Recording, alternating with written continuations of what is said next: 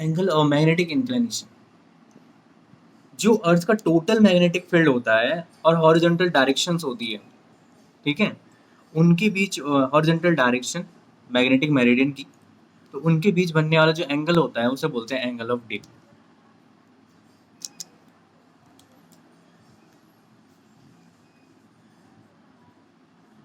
The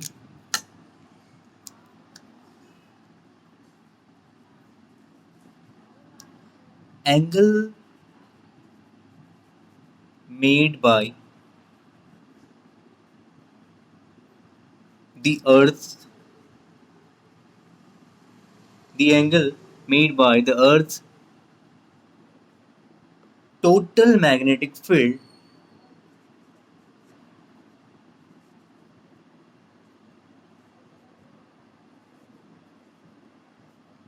total magnetic field, capital P,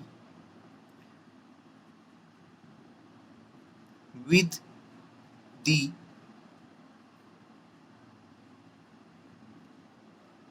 horizontal direction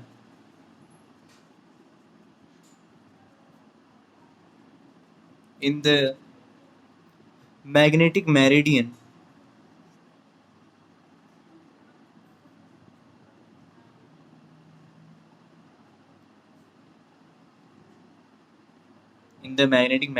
is called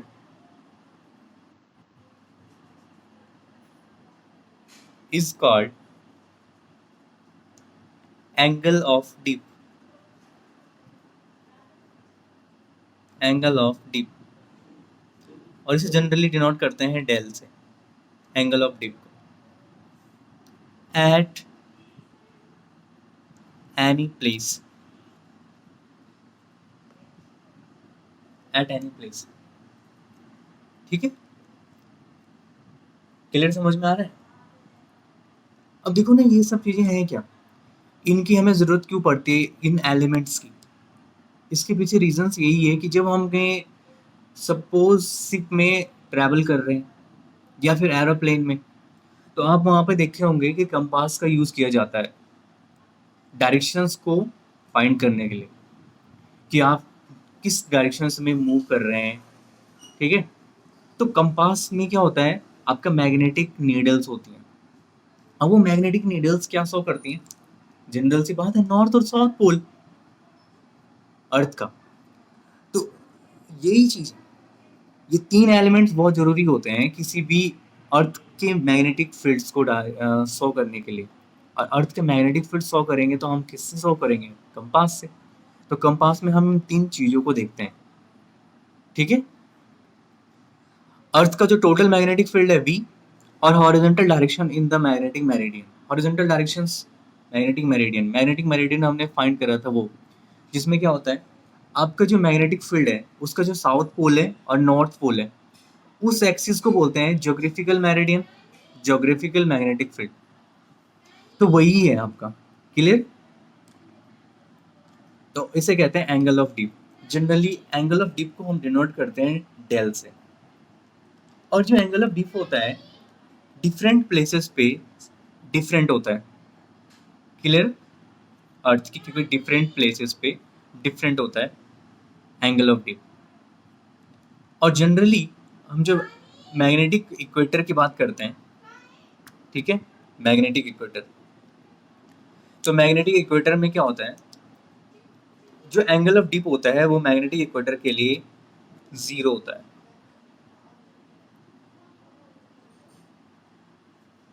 angle of deep is 0, angle of dip is 0 at the magnetic angle of dip is 0 at the magnetic equator। Magnetic equator के लिए angle of dip क्या होगा? 0, ठीक है। और second, अगर जो vertical होगा, the angle of dip the angle of dip is 90 degree. The angle of dip is 90 degree. कहाँ पर? At the magnetic poles. At the magnetic poles. ठीक है? At the magnetic poles. समझ में आ रहा है थोड़ा सा? और एंगल ऑफ डिप को हम पिछले डायग्राम में बना चुके हैं कि एंगल ऑफ डिप क्या होता है. देखो, हमने इस डायग्राम्स में आपको दिखाया था ना एंगल ऑफ डिप के बारे में. ये देखो, आप बता सकते हो एंगल ऑफ डिप क्या है ये. और इसको ना किस तरह से बनाया गया इस डायग्राम्स को, इसको भी कंपास की फॉर्म में लिया गया है. कंपास को अगर हम इस तरह से रख दें, कैसे, तो बता सकते हैं मुझे कैसे रखें कंपास को. अगर कहाँ पे रखें कंपास को कि डायरेक्शन शो कर देगा. ये अगर आपका कंपास सपोज यहाँ पे ये है,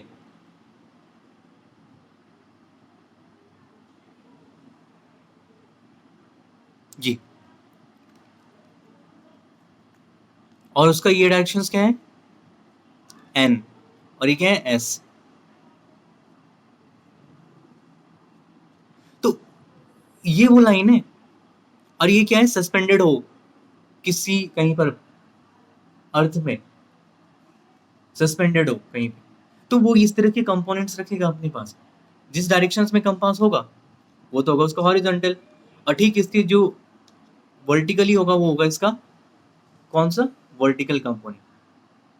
तो ये हॉरिजॉन्टल के साथ एंगल ऑफ डिप हम यही बोल रहे हैं, हॉरिजॉन्टल के साथ और टोटल मैग्नेटिक फील्ड बी. ये तो इसके दो कंपोनेंट है, हॉरिजॉन्टल और वर्टिकल कंपोनेंट, और ये टोटल मैग्नेटिक फील्ड है बी. अरे आया कि नहीं आया, हाँ ना बोलो, समझ में आ रहा है. तो ये है आपका एंगल ऑफ डिप, डेल. ये जो हॉरिजॉन्टल कंपोनेंट है, और ये क्या है, ये रहा, ये है एंगल ऑफ डिप, डेल. ये देखो, ये हॉरिजॉन्टल कंपोनेंट है मैग्नेटिक फील्ड का, और ये टोटल कंपोनेंट, ये टोटल मैग्नेटिक फील्ड है बी. तो इसके दो क्या होंगे, कंपोनेंट होते हैं रिजल्ट.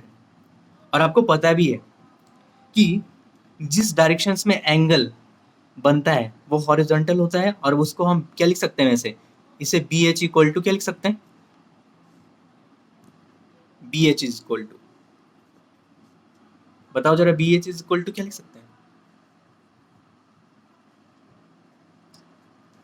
क्या मैं ऐसे लिख सकता हूं,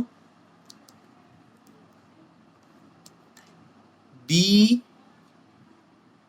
कॉस डेल. अरे हाँ ना बोलो, हाँ ना बोलो, कब बोलोगे तुम हाँ ना, कल परसों बोलोगे, जब भूल जाओगे. अरे ये देखो, एंगल जिस तरफ से क्या होता है, जिसकी तरफ झुका हुआ रहता है जिस लाइंस में, उसको बोलते हैं क्या, और कॉस. और B V, B V is equal to क्या हो जाएगा, is equal to B sine del. अरे नहीं आया,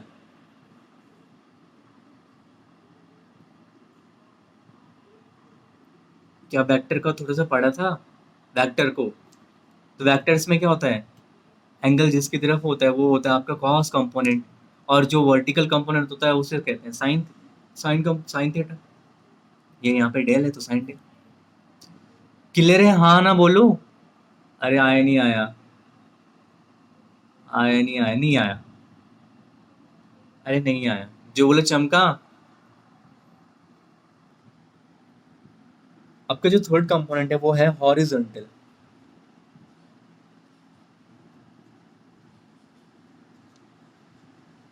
horizontal component of Earth's magnetic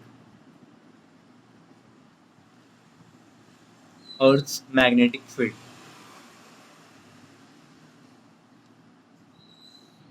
horizontal components आप देख ही चुके हो, BH.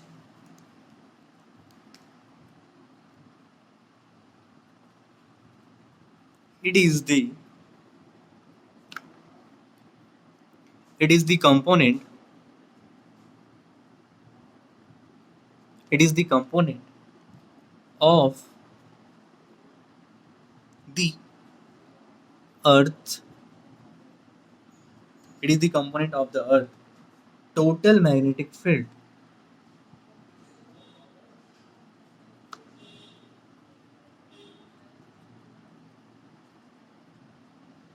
Total magnetic field B in the horizontal direction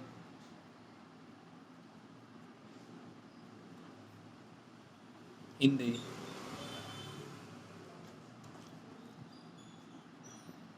magnetic meridian. In the magnetic meridian. ठीक है. और क्या होता है वो BH? अभी हमने निकाला था. B of H is equal to B cos del. BH is equal to horizontal component. BH is equal to B cos del. और इसमें आ जाएंगे वो दोनों पॉइंट्स कि at the magnetic equator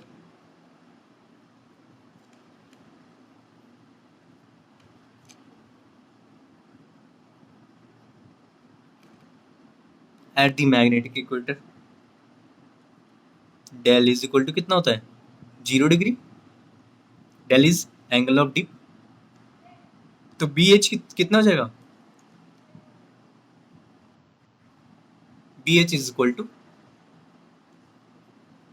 B cos 0 degree. और cos 0 की value कितनी होती है 1 is equal to B. BH किसके बराबर आ जाएगा B के इक्वल आ जाएगा. At the magnetic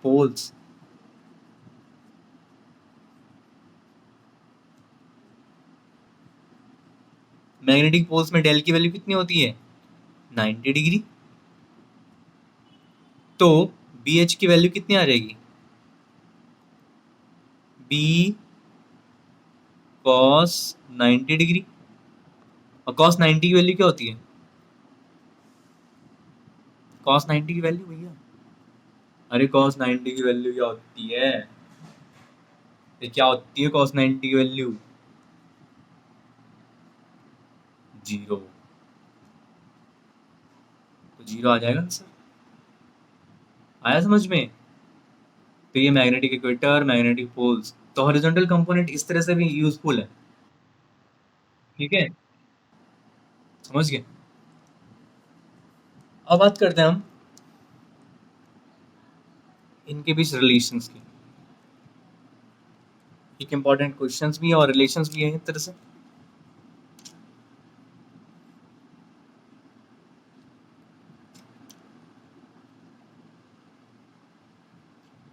find the relation between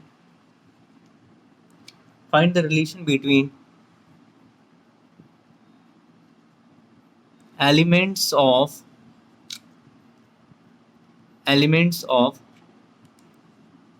earth magnetic field.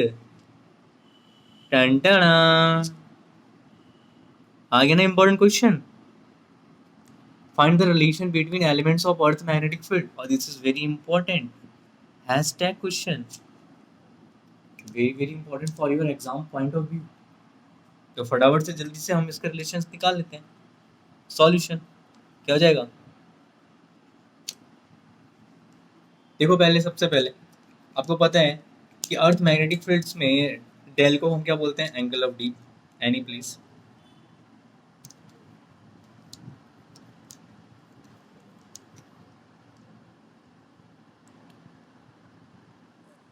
If del is the angle of dip at any, if del is the angle of dip at any, चलो हाँ ठीक है, कृष्णा आशा sir दिखाई दे रहा है? Yes हाँ ठीक है। अच्छा चलो, बीच बीच में बोल दिया करो यार, ये हाँ ना तो अच्छा लगता है मुझे। तो क्या, if del is the angle of dip any place, ठीक है, then the horizontal and vertical component of earth, then the horizontal and vertical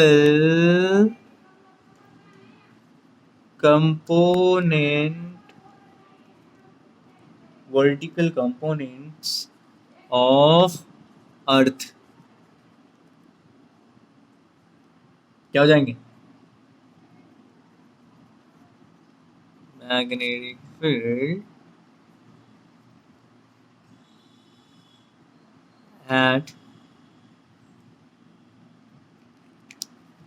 तो उनको मैं अगले पेज पे लिख लेता हूँ। क्या क्या होंगे? ये होंगे ना, बी एच बी वी, है ना।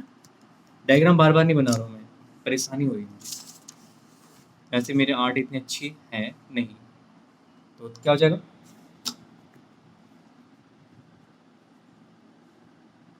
B H is equal to B cos del and BV is equal to B sin del, ठीक है। तो ऐसे करता हूं मैं, इन दोनों का रेशियो ले लेता हूं, B V upon B H is equal to B sine del upon B cos del, cancel, is equal to tan del.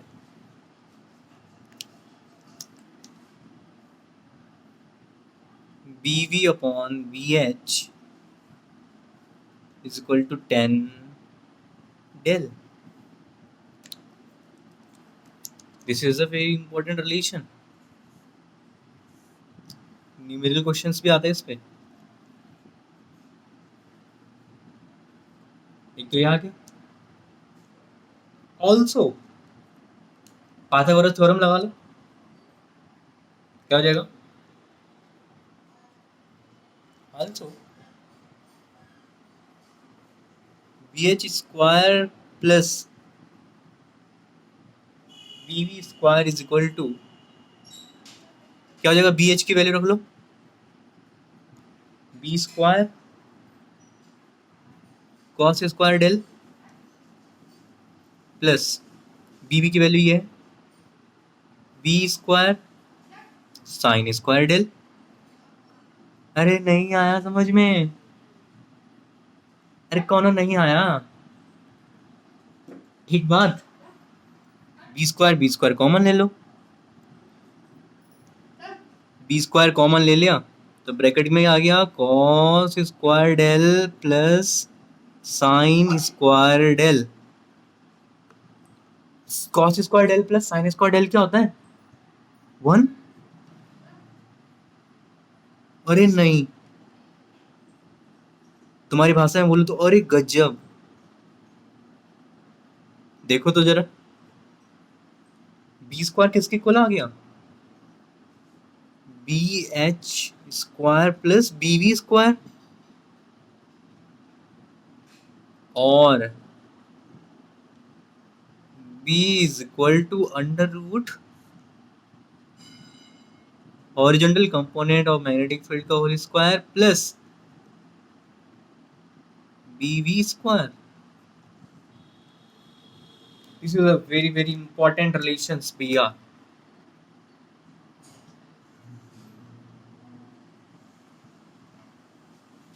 This is a very very important relations ये दोनों और ये भी ये रिलेशंस हैं elements of earth magnetic field के. अरे हाँ ना बोलो, अरे हाँ ना बोलो, जो आए जो बोले चमका. मेरे को ना यूं चुटकी हो जाके फटाफट से आंसर निकाल के दिखा दो फटाफट. मेरे को रिजल्टेंट मैग्नेटिक फील्ड चाहिए, resultant intensity of earth field और एंगल ऑफ डी. दो चीजें निकालने के लिए बोल रहा हूँ और बहुत अच्छा समय दे रहा हूँ तुम लोगों को. और ये क्वेश्चन डेयरी मिल्क क्वेश्चन है, बोल दिया मैंने. जो क्वेश्चन सही करेगा उसको मिलेगी डेयरी मिल्क. जी भी मैंने बोल दिया मैंने. अब क्वेश्चन सही करो या ना करो, डेयरी मिल्क उसी को मिलेगी जो क्वेश्चन करे बिल्कुल सही. This question is very very important for your stomach, क्योंकि आपके स्टमक में जाएगी एक डेयरी मिल्क. तो देख लो भाई अपने पेट, जिसको डेयरी मिल्क चाहिए क्वेश्चन कर लो धड़ाधड़ फटाफट. अरे हाँ ना बोलो जरा फटाफट,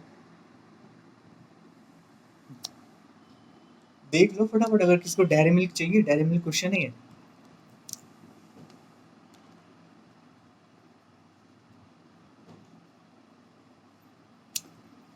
डेयरी मिल्क क्वेश्चन है, डेयरी मिल्क क्वेश्चन.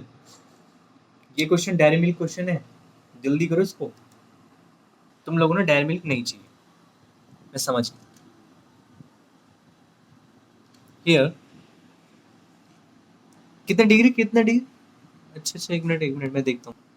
पहला फॉर्मूला था tan alpha, tan del is equal to B V upon B H.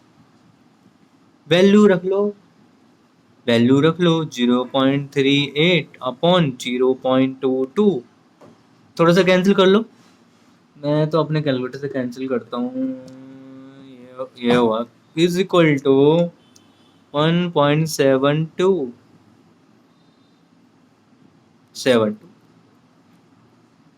है ना. और del is equal to 10 inverse 1.7272. तो डेल की वैल्यू आ जाएगी. तुम लोग के पास साइंटिफिक कैलकुलेटर है? और नहीं है तो रखो. तो ये लगभग आया 59 डिग्री 56 मिनट. आ गया एंगल ऑफ डी. यहाँ आया एंगल ऑफ डी, देखो लिख ले. और बी रिजल्टेंट कैसे फाइंड करोगे?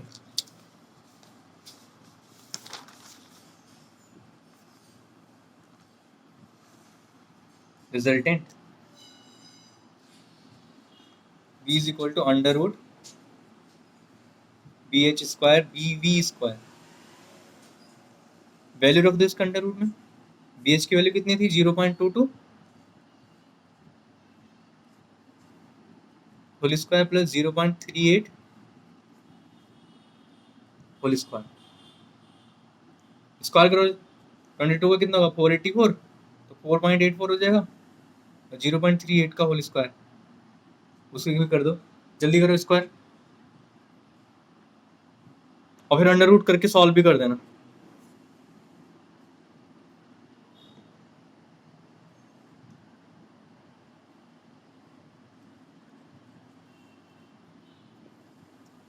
अंडर रूट करके कितना आया?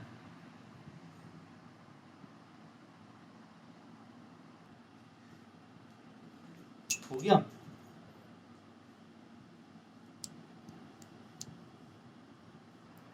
ये हो गया क्वेश्चन पूरा खत्म, बिल्कुल करेक्ट टाइम पे। ठीक है ना, कोई समझने वाली बात? हाँ ना बोलो।